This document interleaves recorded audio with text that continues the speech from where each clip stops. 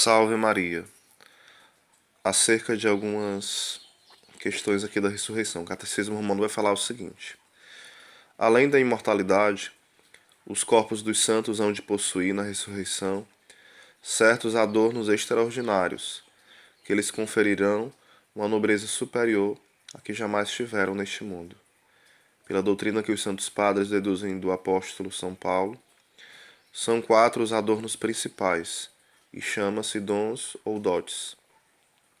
O primeiro é impassibilidade, dom especial cuja virtude é impelir que os corpos sintam qualquer dor. Impedir, melhor dizendo.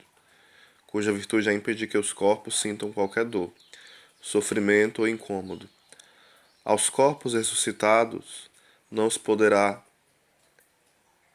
empecer nem a ação do frio, nem o ardor do fogo, nem a violência das águas. Semeia-se o corpo na corrupção, diz o apóstolo, e ressurgirá na incorruptibilidade. Os teólogos escolásticos preferiram o termo impassibilidade ao de incorruptibilidade, para assim exprimir que é um caráter próprio dos corpos gloriosos. A impassibilidade não é comum aos condenágios, cujos corpos podem, apesar de imperecíveis, arder de calor, tiritar de frio e padecer toda sorte de tormentos. Um outro dom seria a claridade, pela qual os corpos dos santos refugirão como o sol.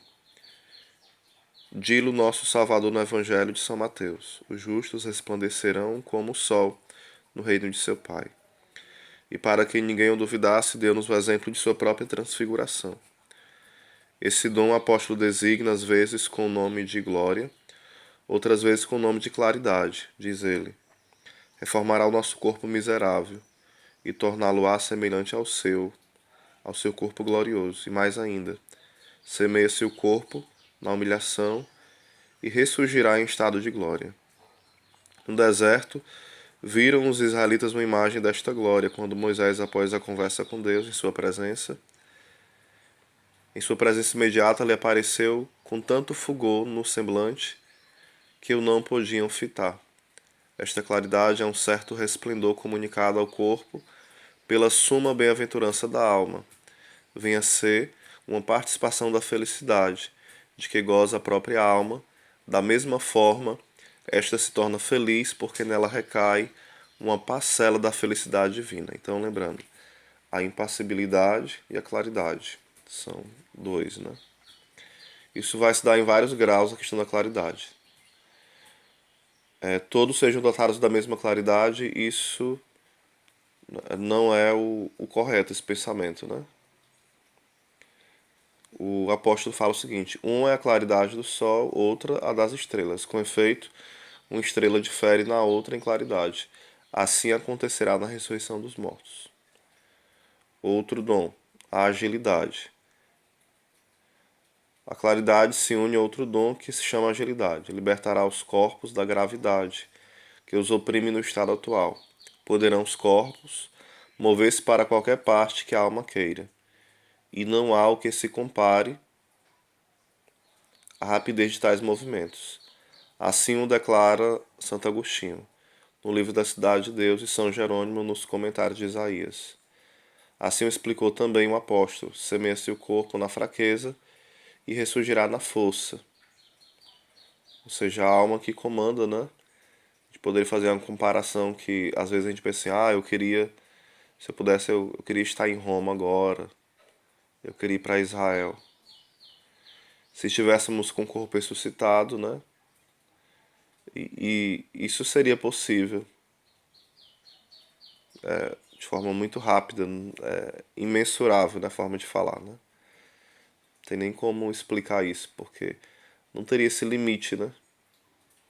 De, de uma distância, isso não seria um empecilho para ir em um lugar, a questão da distância, por conta dessa agilidade. Então, essa será uma característica, né, do corpo ressuscitado. A outra é a sutileza, pela qual o corpo ficará inteiramente sujeito ao império da alma, prestando-lhe serviço e executando suas ordens com prontidão. Ensino essa verdade as palavras do apóstolo: semeia-se um corpo animal, ressuscitará um corpo espiritual. Eis os pontos capitais que devem ser dados na explicação do presente artigo. Os fiéis devem saber quais são os frutos que se podem tirar do conhecimento de tão vários quão sublimes mistérios. Para este efeito, é necessário explicar-lhes que nosso primeiro dever é dar graças a Deus, de todo o coração, por ter Ele ocultado estes segredos aos sábios, para os revelar aos pequeninos. Entre os homens que se distinguem pelo saber, bom senso e fina educação, quantos não viveram totalmente cegos?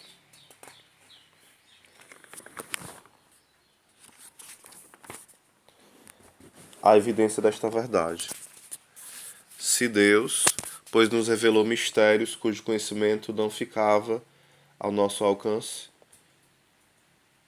temos motivos, para louvar a Deus e não nos exaltar. Com eternos louvores devemos render graças ao Senhor por sua bondade e clemência infinita. Outro fruto importante também desse esclarecimento é que nós podemos nos consolar a nós e aos outros por ocasião da morte de pessoas que sejam nossos parentes ou amigas. A esta fonte de consolação recorreu o apóstolo quando escrevia aos Tessalonicenses a respeito de seus mortos. Mas em qualquer outra aflição ou calamidade, grande alívio traz as nossas dores, a lembrança da futura ressurreição.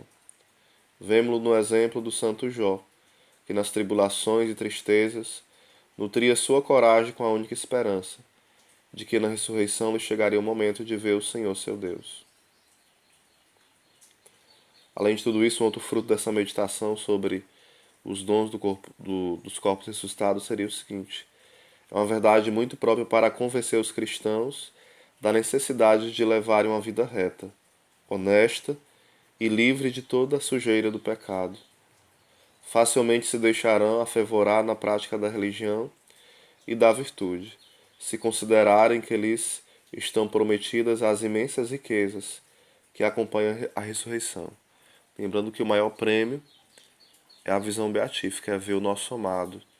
Mas também esses dons dados pelo nosso amado devem nos alegrar muito, De outro lado, porém, nada é mais eficaz para reprimir as paixões e converter os homens de seus pecados do que a frequente recordação das penas e suplícios reservados aos que, no dia final, terão de ressurgir para o juízo de sua condenação.